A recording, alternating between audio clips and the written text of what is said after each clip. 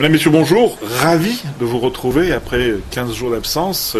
Il y a déjà eu une petite semaine de vacances pour moi et puis ensuite une semaine où on a eu un incident technique et où on n'a pas pu donc diffuser notre enregistrement. Enfin bon, c'est des choses qui arrivent.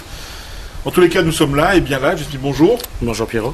Ravi donc de retrouver, je ne sais pas s'il faut dire nos lecteurs, nos internautes, nos téléspectateurs, je ne sais pas comment il faut dire. Et c'est vrai que cette semaine, on a une actualité très riche. Oui, une grosse semaine. On va commencer par la bonne nouvelle. Les Réunionnais. Les Réunionnais en équipe de France. Je veux dire, est-ce que c'est vraiment une surprise? Quelqu'un disait que finalement les autres sont tellement mauvais que ça a permis d'émerger 3 joueurs.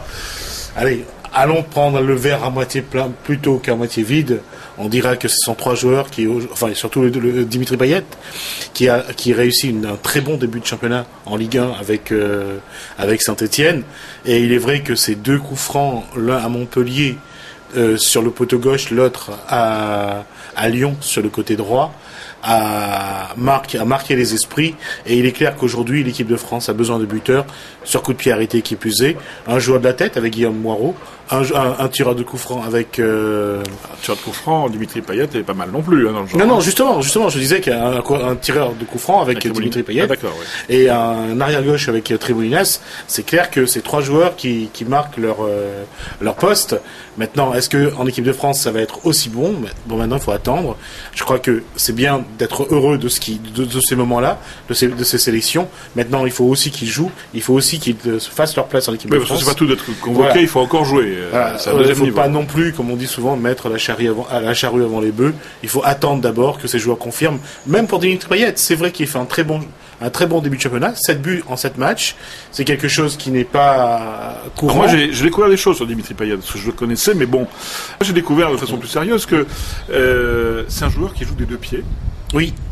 Et que l'on croyait qu'il était gaucher, mais qu'en fait on a découvert qu'il était droitier, et que son président s'en est aperçu le jour où pour manger il a pris la fourchette et sa main droite.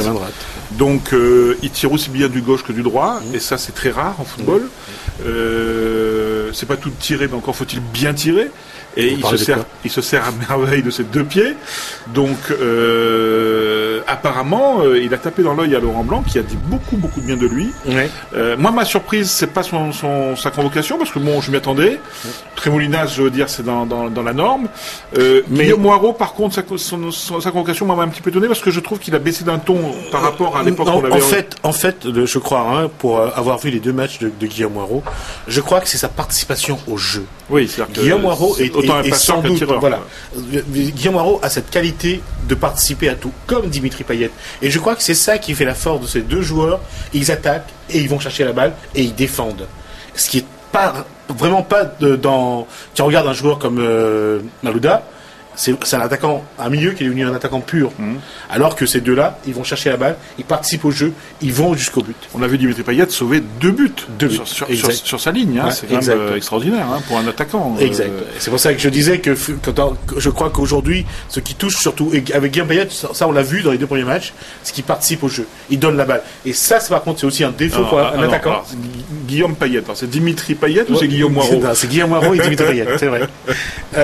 Et pour terminer sur ce que je disais sur Guillaume Moirot, c'est vrai que cette qualité, c'est-à-dire de passer la balle, de participer au jeu, peut devenir un inconvénient pour l'attaquant, c'est-à-dire de ne pas avoir l'œil rivé sur le but. Et pas être tout le temps près de la ligne de but adverse, prêt à marquer au cas où. Mais enfin, soyons déjà fiers qu'il y ait 3 Réunionnais qui soient convoqués en équipe de France, c'est la première fois. C'est une grande première. Espérons qu'on retrouvera les 3 Réunionnais sur le terrain à jouer ensemble, et là ça serait un grand moment, quoi qu'il arrive. Je sais plus quoi dire, il n'y a plus de terme là.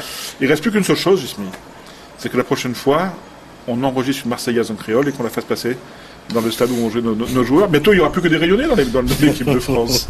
Ça, je laisse à Pierrot depuis la responsabilité de ses propos. Ça m'évitera d'avoir à régler des problèmes plus tard. À tout de suite.